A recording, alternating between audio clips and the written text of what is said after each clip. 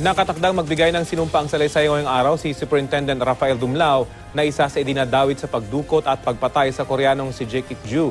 Isisiwalat daw rito ang iba pang matataas na opisyal ng NBI na sangkot pa umano sa krimen. May ulat on the spot si Chino Gaston. Chino?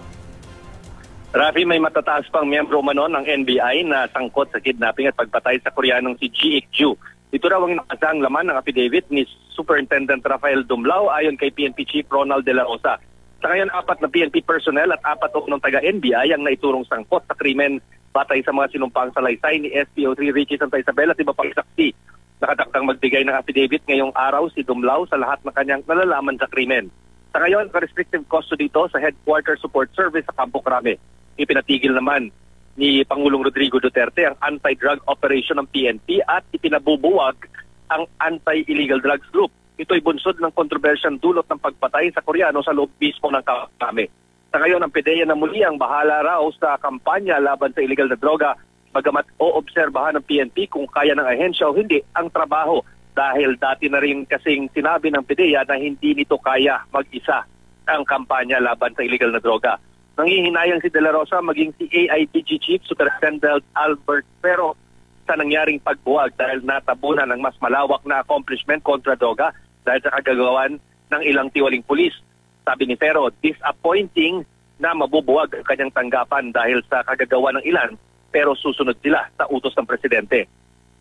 Sabi ni Bato, bagamat walang direct link si Pero sa ginawa ng kanyang mga tauhan na sina Superintendent Dumlao, SPO4 Roy Villegas at SPO3 Ricky Santa Isabel, meron siyang pananagutan sa concept ng command responsibility. Ibig sabihin, dahil sa utos ng Pangulo, wala nang buy-bust operations o plantukhang o anumang raid kaugnay ng illegal na ang Philippine National Police.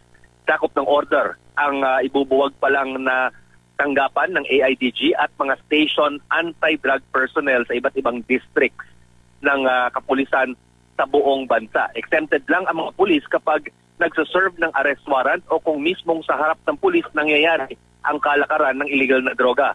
Maaring babalik din naman ulit ang anti-drug operations ng PNP pagkatapos ng kinakasang internal cleansing ng PNP. Pero di pa raw tiyak ayon kay Bato kung kailan ito mangyayari. Humingi sa Bato ng 1 buwan para ayusin ang komposisyon ng Counterintelligence Task Force o CITF, ang binubuong task force na magsasagawa ng operasyon laban sa mga tiwaling pulis. Saan maingat na pinagpipilian pa lang kung sino ang mamumuno nito at kung sino-sino ang magiging tauhan ng tinatayang isang ang tauhan ng nasabing task force. Lahat na pulis dito dapat malinis daw ang record. Sabi rin ni Bato, hindi na war on drugs ang concentration ngayon ng PNP kundi war on scalawags. Aminado si Bato na may breakdown sa disiplina ng PNP kung kaya't nangyari ang insidente doon sa pagpatay ng Koreano at kung bakit meron pa rin kasulukuyang mga tiwaling pulis. Kailangan din daw tingnan ng proseso kung bakit hindi natatanggal ang mga may kasong pulis at nakakabalik pa sa serbisyo kahit may matinding kaso na kinaharap nung nakaraan. Yang-hiyan na nga raw si Bato at nagsumite ito ng resignation nung isang araw kay Pangulong Duterte pero hindi ito tinanggap. Sabi raw ng presidente sa kanya, kailangan niya linisin ang hanay ng PNP bago siya magretiro. At yan ang latest mula dito sa Quezon City. Balik sa inyo, Rafi. Maraming salamat, Chino Gaston.